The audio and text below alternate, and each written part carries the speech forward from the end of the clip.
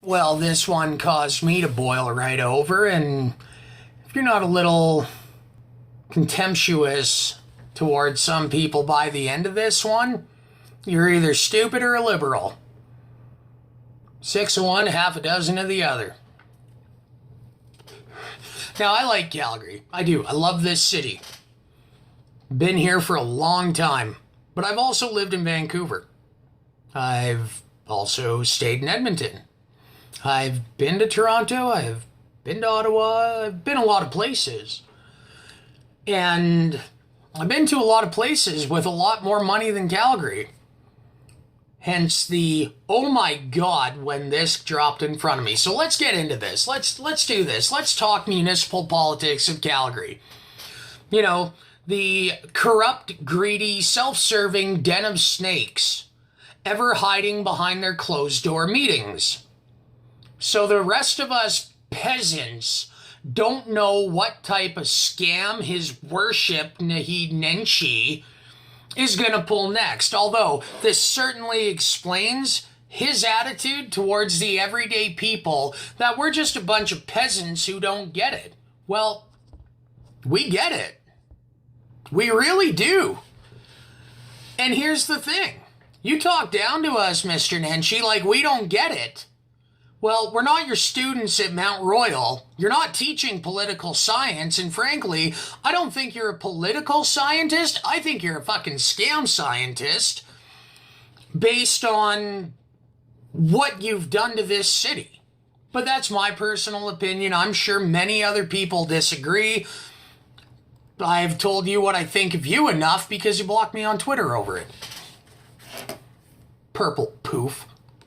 So, here's the article from taxpayer.com. Kudos to Councillor Farkas. Now, I don't know an incredible amount about Mr. Jeremy Farkas. However, what I do know paints him in a much better light than it paints the rest of City Council. Minus a few. Very few. See, Jeremy Farkas managed to upset his predecessor in his ward, under the promise of acting on behalf of, the people of his ward and representing them at City Hall. He has been met with great amounts of resistance by Naheed Nenshi for standing up for the people. Meanwhile, Nenshi calls us a bunch of F-350 driving cavemen and then just condescends to anybody who questions him because he's just that pompous of an ass. I know this firsthand. That when the Conservatives won on election night, there were tears in his eyes. He's that thin-skinned. Because they're not just going to give him provincial money from the taxpayers, meaning they're not going to give him more tax money out of Calgarians' pockets to fund his vanity projects after he blew all the money from our pockets on vanity projects. Now, let's get back to Mr. Jeremy Farkas. So anyway, he has been a disturbance in the force. That is the will of the council. And he's not afraid to challenge them. He's not. He really is in it for the people. Because he's the one spearheading this little campaign. And again, much to the chagrin of the elitists sitting at City Hall. Well, how elite are they? Let's find out. And this will frame pretty much how Calgary City Council thinks of the people who pay its paychecks. The Canadian Taxpayer Federation applauds new Calgary City Councillor Jeremy Farkas for refusing Golden Council pension and transition allowance. The CTF estimates the two would have paid out upwards of $1.1 million.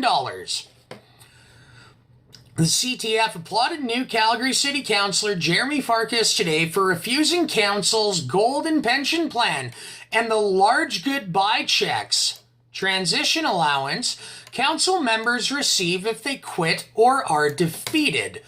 Well, knowing Jeremy Farkas's, or knowing enough about his history of work at City Hall, this sounds to me like they were trying to bribe him to quit. Here's a $1.1 million package if you quit or are defeated, but he's not going to be defeated in a vote. His constituents of his ward actually like him.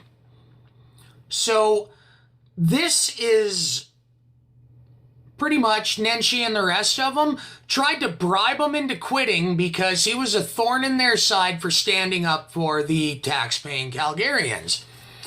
Now, assuming Farkas serves 12 years and lives to 85, the CTF estimates his pension and transition would have amounted upwards of $1.1 million.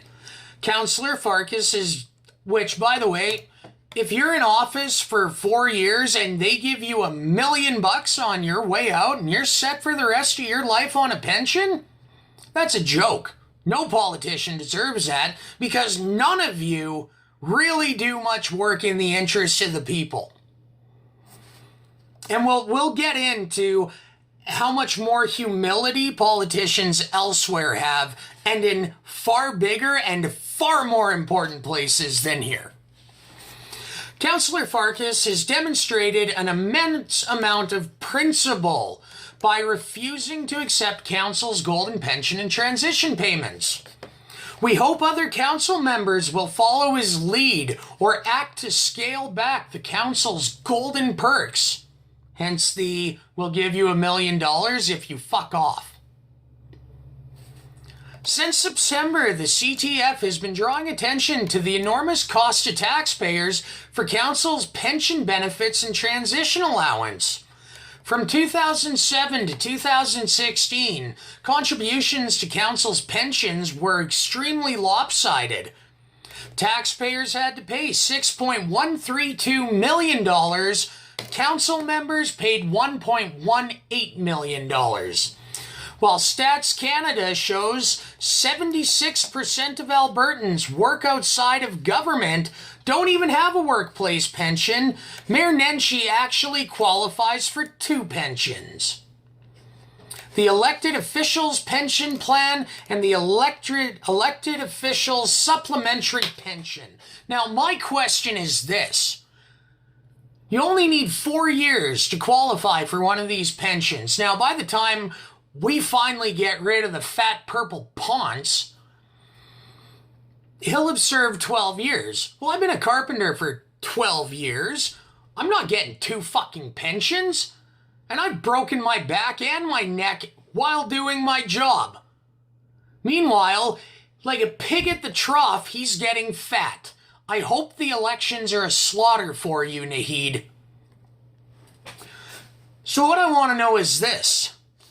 There's an elected official's pension plan? Why is there a supplementary pension? He's getting out of City Hall. And I can guarantee you he's probably going to go back to teaching at Mount Royal U, indoctrinating kids with left-wing bullshit in his poli-sci class. So, let me get this straight. Now we've got a pension plan, a supplemented pension plan, and then by the time he's done at MRU, he's going to be drawing on a teaching pension. Who gets 3 pensions for being a teacher and a mayor for 12 years? It's ludicrous. Absolutely ludicrous. So, that was the article by Colin Craig at taxpayer.com. Now, let's go over to Facebook here where Jeremy Farkas, his Facebook page, standing up for Calgarians. I'm just going to read this one. Please share and contact your city councillor to ask them to support my motion to reform city council's golden pensions. From 2017 to 2016, taxpayers paid more than $6.1 million, while council members paid $1.2 million. A better than 5-to-1 ratio. During that same period, Calgary spent more on its city council pension benefits than Edmonton, the capital of the province, Ottawa, the capital of the country, and Vancouver. Now, Vancouver is probably the biggest city on the list.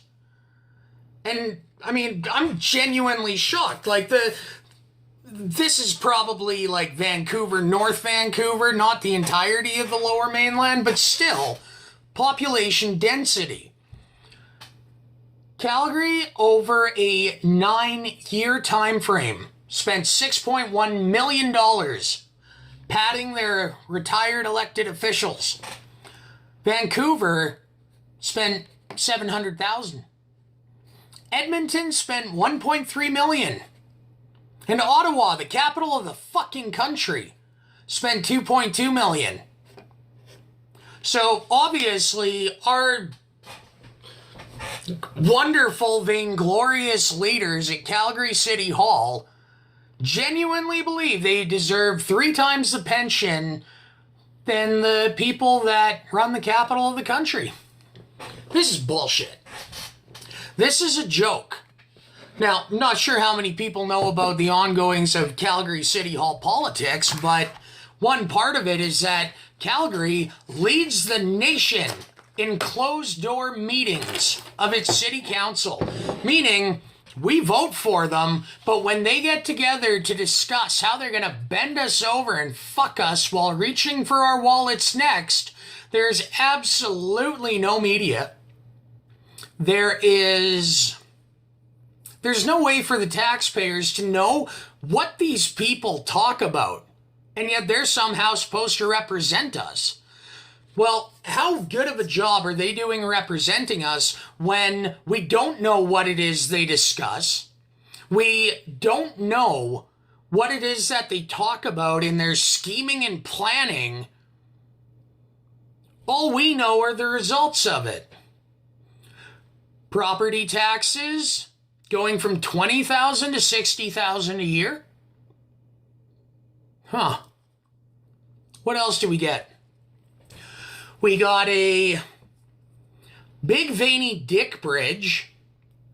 We got a big blue condom for the dick bridge.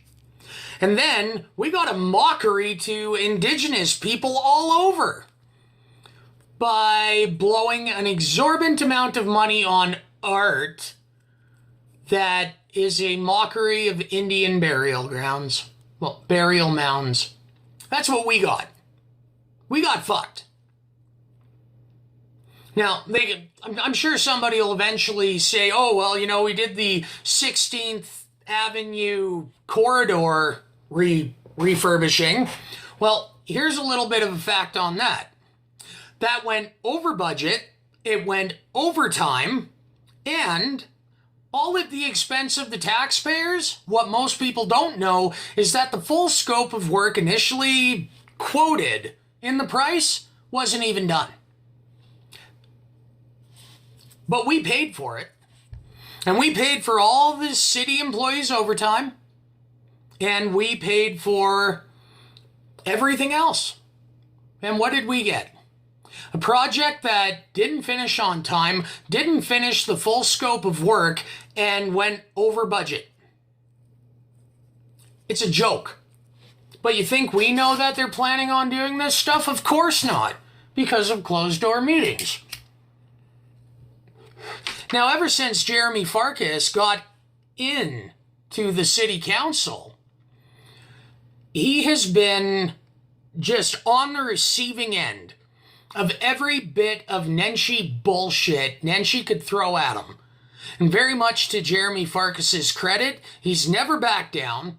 He's never, ever done anything other than his job of representing the people who voted him in to do it. And how does Calgary City Council react to that? Take the pension plan. Take the package. We'll give you $1 million to quit exposing us to the people of this city. It is time for change. It is time to get rid of Naheed Nenshi. Because one way or the other, he's already seeing 3 pensions by 65. So, here's a phone number. If you're a Calgarian, and if you're as maddened by this information as me, call City Hall. Demand answers. Demand your councillors of your ward vote on the Farkas's motion. Because these people don't deserve it for having the city go broke. Its arrogance and how it condescends to its peasantry, which is apparently how they see us. And the people who gave us a 30% downtown vacancy rate. Change doesn't happen unless you demand it. So call 403-268-2430. Give them a piece of your mind and tell them what you expect. Which is pretty much just better than the corrupt, backroom, clandestine greed that seems to permeate through each and every one of these people. Except Jeremy Farkas. And maybe Sean Chu. But we need change. We cannot keep going like this. This is a joke and a mockery of the work that you have to do to pay them 3 times more than they're worth to not do their job. Just saying. Wah, wah, wah. Fuck you, Nenshi.